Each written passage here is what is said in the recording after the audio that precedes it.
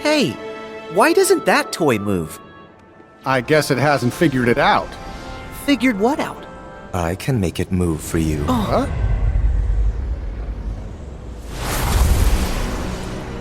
You're from the dream! The first of the Xehanorts! I'm so honored you remember me.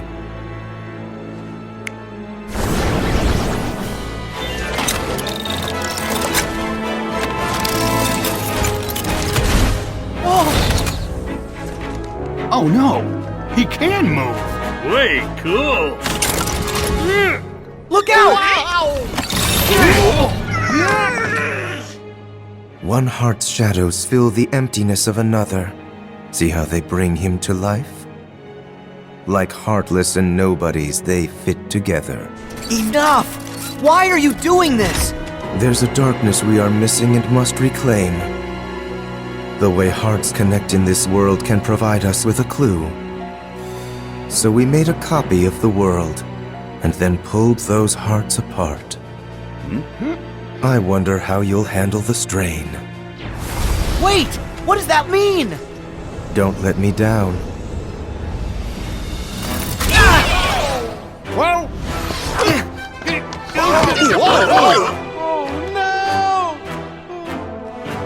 Buddy, what is going on? Is this toy a friend or foe? I think we've got our answer.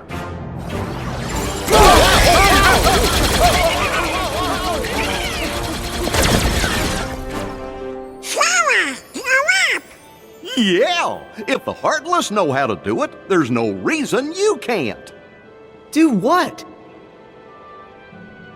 Huh? Brilliant! I'm on it!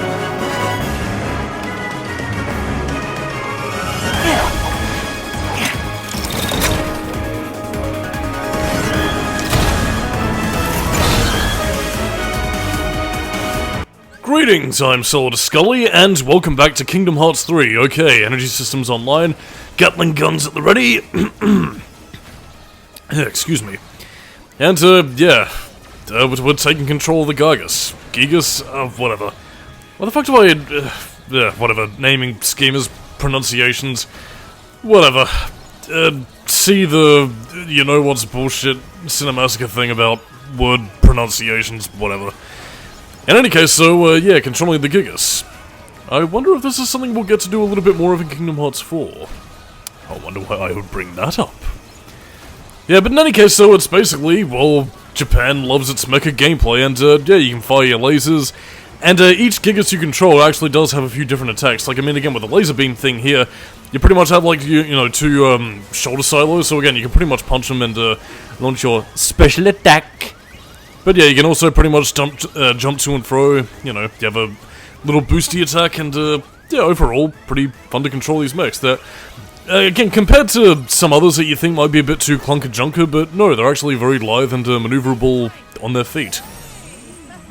And it's not even the power of Anal Cunt and the several low-poly Dream Eaters are enough to defeat it. Ho-hum Pip and Dale, it seems. But yeah, anyway, into more plot-relevant things here and there, as I'm looking at this in slow-mo version, as my editor continues to lag. Yeah, our villain of the now is young Xehanort. And, yeah, we also get an explanation as to why this world is a wee bit too lolly, why there's nobody else here, and, indeed, where the rest of our Toy Story cast members are. This world is a data copy. And, yeah, to kind of talk a little bit more turkey about the world is something I'm gonna have to save for later because we're nearing the end of this combat segment. I was thinking it was a little bit longer than in fact it otherwise would have, but then I'm remembering the time I spent grinding here, because not only was this a pretty decent place to grind early game, but in turn there was also, you know, the whole factor of, yeah, when you come back here after completing the world, there's a shitload of Gigas that spawn and, well, basically make things a little bit more troublesome for you.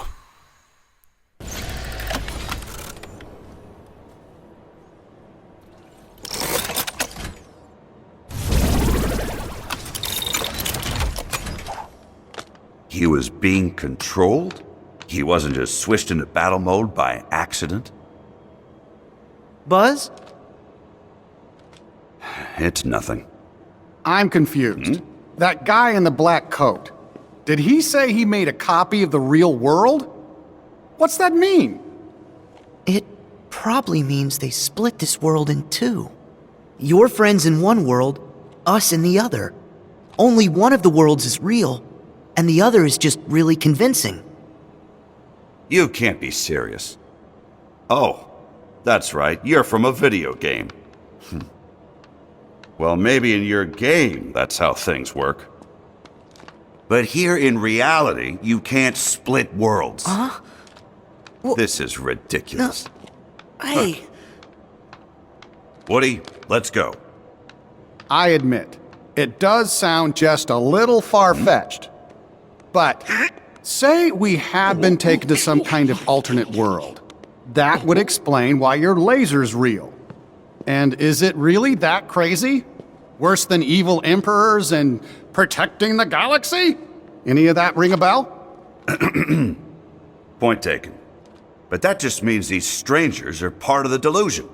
And I say it's time we parted ways and went home. Thought we were friends, not strangers. look, I get that it seems weird. But we know something's wrong with this place. We should stick together. Sora's right. They helped with the intruders, so they might help find our friends. They have been there for us so far. You can't deny that. Come on. Every toy deserves a fair shake. Am I right? Tell it to that toy over there.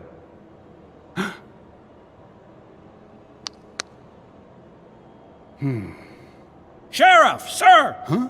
Rex has just been dino-napped! What's that? My men saw him get hauled up to the second floor, sir! And Ham and the aliens are MIA! Come on. We have got to find them. Please, let us help. Yeah! Well, Buzz? Do you really think we can save our friends on our own? We didn't get very far before. We gotta take all the help we can get.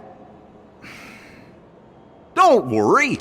Sora can be reckless, What? and Donald grumbles a lot. It's true. But you can trust him. I suspect you do. It's true. Huh? He does? See, they don't seem bad. Am I right, Buzz? Okay, fine. We do need the extra help. But just so we're clear, I remain skeptical about this. I'll work with you till we find our friends. Okay. Thanks for the help, Sora, Donald, Goofy. My troops will return to the field, sir!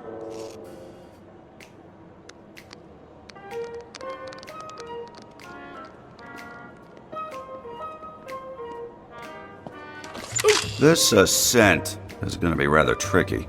Too bad we're not strapped to a rocket, huh? Hey, think we could use that? Oh. It's perfect. Come on, guys. So, that's pretty much our mission for now. I did kind of cut ahead a little bit because I was basically going back to save and also, you know, using this opportunity to sort of get a lay of the land, really. In this case, it's basically just sort of, well, being a kid in a toy store, really. Yeah, speaking of which, though, this is by far one of the swankiest fucking toy shops I've ever fucking seen. I mean, do places like this, I mean, do places like this exist in the real world? I mean, and again, I know there's, like, big mega stores, but nothing anywhere near this, elaborately designed. I mean, I guess maybe if you go to, like, some themed places in, Japan, I mean, the closest thing I've even seen to this is, like, maybe, like, a little Lego shop that I remember seeing once or twice in my childhood, where, you know, they had, like, a lot of, themed places. But, I mean, even then, it was, like, nowhere near on this scale, like, where, again, as you're gonna be seeing right here, like, the giant gotcha machine, the alien saucer, that's pretty much there to sort of thematically tie the whole Galaxy Toys thing together. I don't know. I mean, again, it'd be cool, and I mean, I'd imagine as a kid, you'd be, you know, fucking head over heels with this place looking as amazing as some of the toys that you're pestering your parents to buy, but I don't know, by that same token, though, it's, yeah, I don't want to say it's unrealistic, but I mean, at the same time, it is, quite elaborate. In any case, so, yeah, even out of combat, you can pretty much use the Gigas to just sort of roam around the environment and, actually get around fairly quickly. I mean, on top of being an extra layer of health, it's, also a means of pretty much putting you through your paces, so, yeah. Don't really too much else to say. Yeah, and you can also destroy the toy stands. Yes, destroy the environment. Cause havoc. There are no security guards. You can finally be free to your heart's content to destroy all the displays.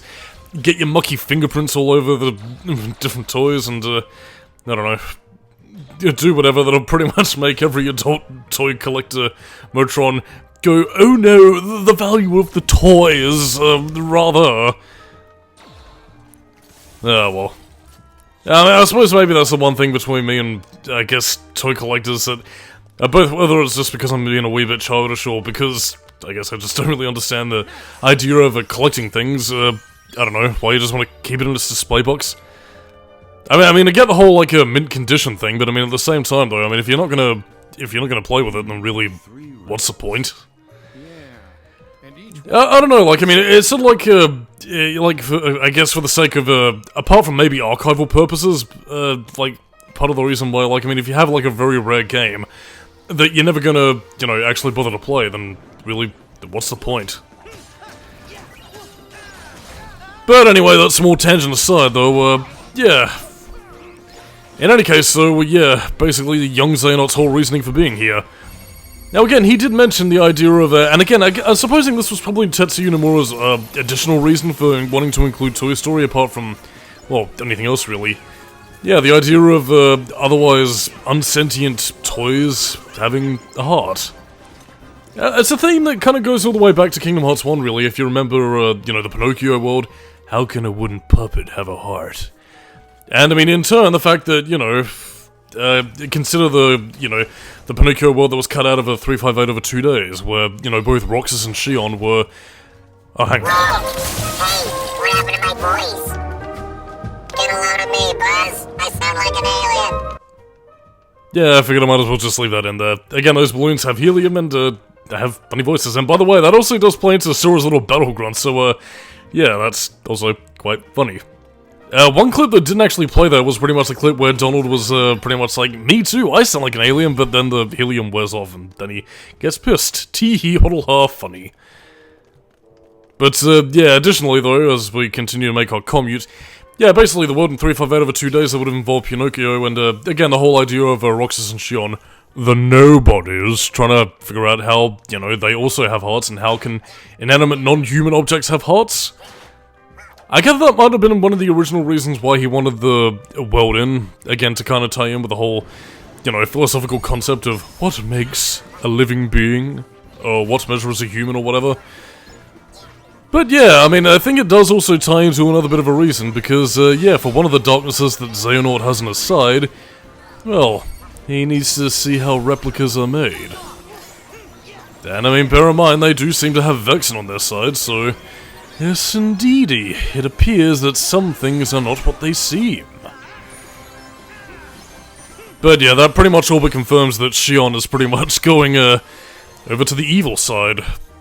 Which is actually quite funny, because there was, like, a bit of a reveal trailer that did, partially spoil this, and it did seem to indicate some plans that, yeah, of, some cut plot elements. But needless to say, though, yeah, pretty much everything in the Xehanort saga, from anything from...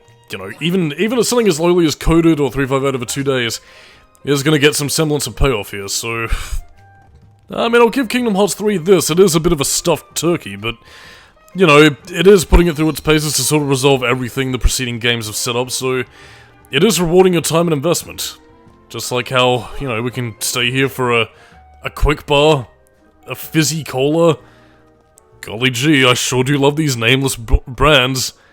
Let us stop for some Popsy, or maybe some sort of, cocaine cola. By the way, that, little flan thing over there, we'll get to that a little bit later, but needless to say, that's, endgame territory, and, well, as you'd no doubt be aware, you know, Ultima Weapon, gathering stuff. Oh, dearie me, but anyways, onwards to new adventure. Wow. Oh, looky there. Whoa. Wow. Okay. Rex! Where'd he go? You sure you saw him? Yes! He just... Do you guys hear something?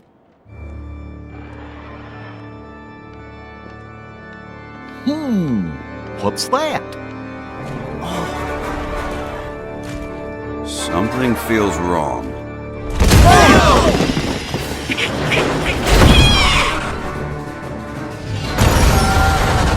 Another toy's being controlled! Buzz, you sure? If it wanted to play nice, then it should have stayed away from my friends.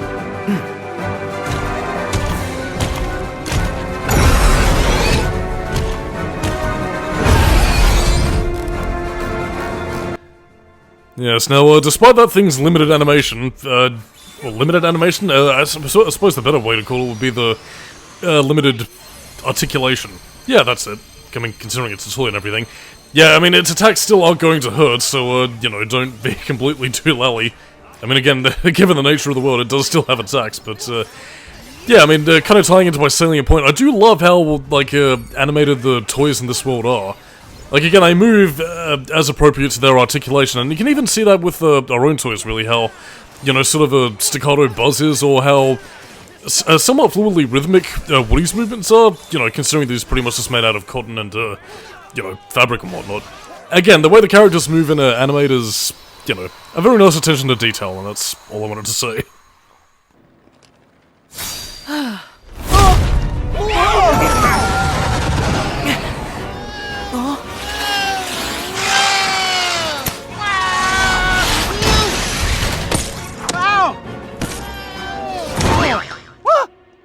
What's this? Oh no! What did I do? Nice moves, Rex. That was great! Great? Really? Would you say I was impressive? Very impressive, Rex. We couldn't look away.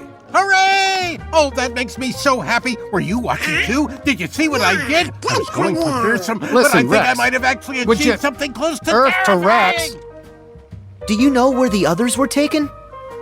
What do you mean? Did something bad happen? Back to square one. Oh, great. Huh?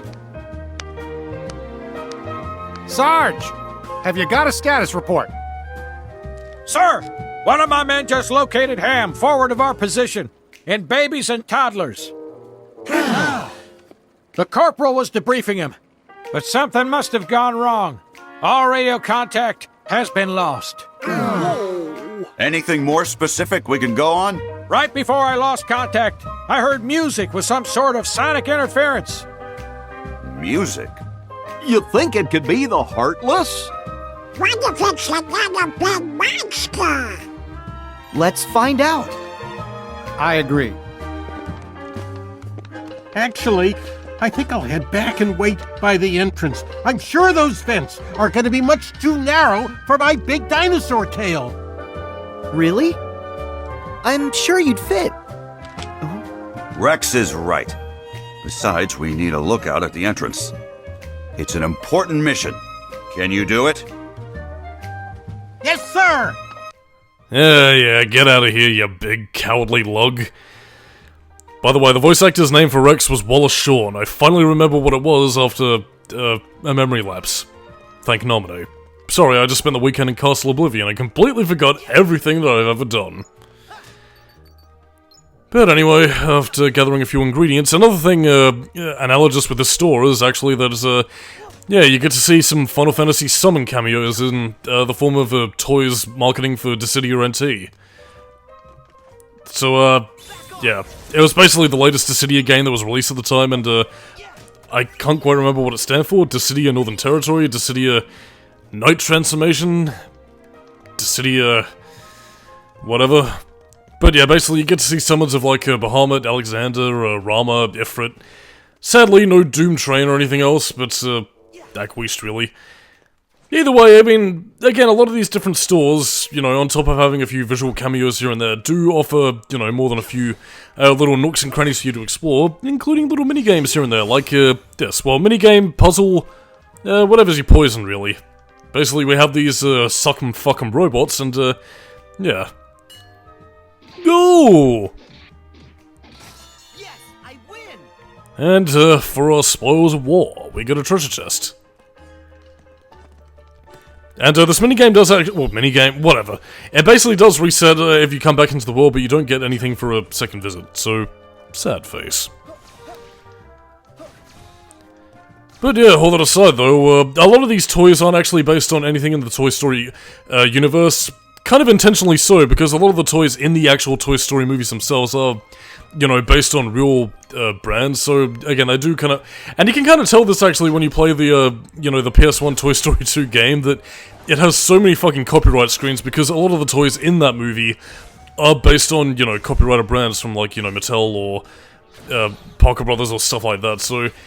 Yeah, I'm guessing that that was also part of the reason why quite more than a few toys weren't actually included in the movie, apart from the ones that, you know, were created specifically for the movie, I feel. So again, part of the reason why you don't see Mr. Potato Head or, you know, the Binoculars, Slinky, or whatever else, is because, you know, they're actually part of real-world brands that they couldn't include in-game, at least without paying a very huge lump sum of money, so yeah, that's part of the reason why they don't show up here. But they at least, you know, Kingdom Hearts, true to its word, at least gave it a bit more of a in-universe explanation. But yeah, that's also part of the reason why you have generic brand names like Mecha Smasher. I mean, again, pretty much Beast Machines. Wait, hang on, wasn't that a Transformers thing, or am I thinking of like an alternate title for that? Yeah, whatever. Yeah, in any case, we also get to explore the ventilation system. Goofy Trinity Guard. Bonk. Bonk. Fire bonk. Bonk. But yeah, one of the advantages of Trinity Guard is that if you're going up against large bodies, it actually pierces their defense. Our defense is better than their defense. And the maximum your defense mode, the more damage it does to your enemy. Problemo, and I completely missed.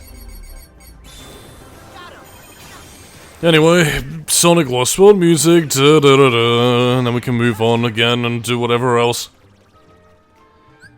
There we go, after a bit of item management in the game and sorting ourselves out. Onwards to new adventure. Which is basically heading off to rescue our friends. And I mean, I will say though, like, I mean, again, I did kind of bring this up before in like a sort of childish sense of like, wow, a big explorable toy store with, you know, lots of places to explore.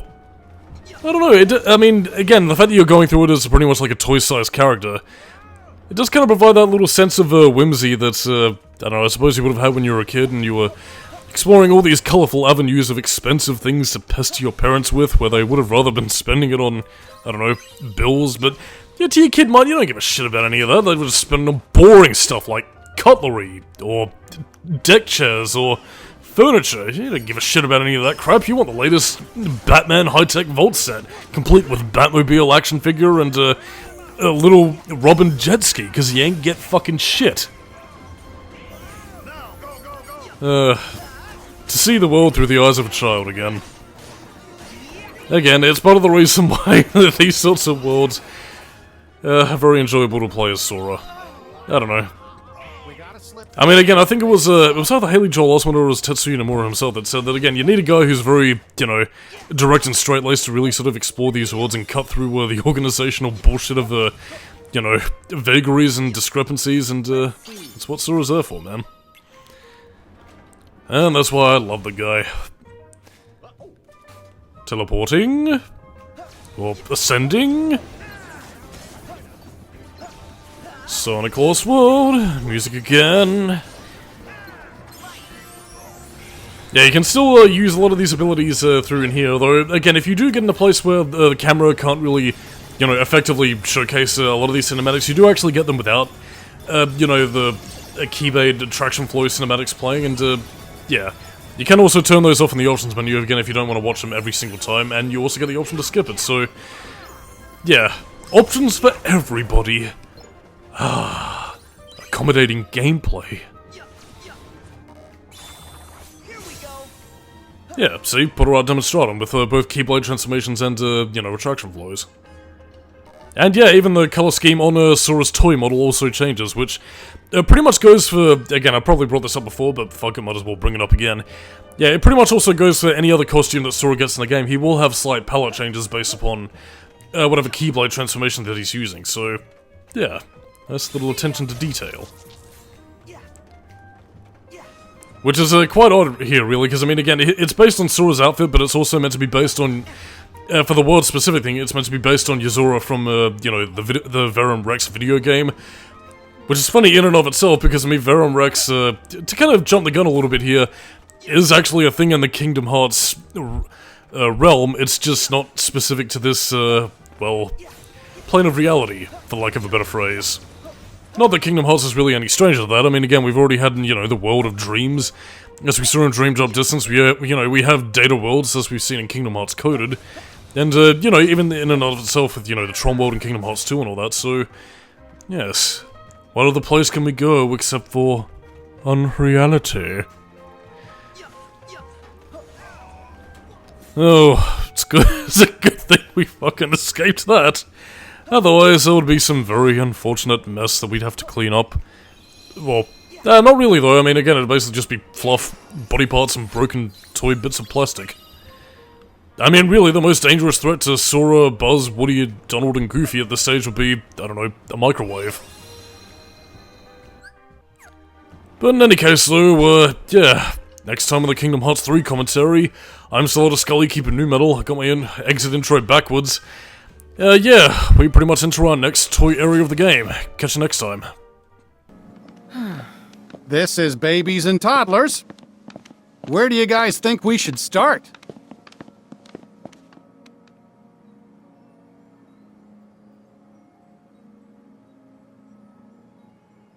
Sarge, didn't you mention music? Affirmative, Goofy! Alright. Why don't we look for things that make noise? Sure.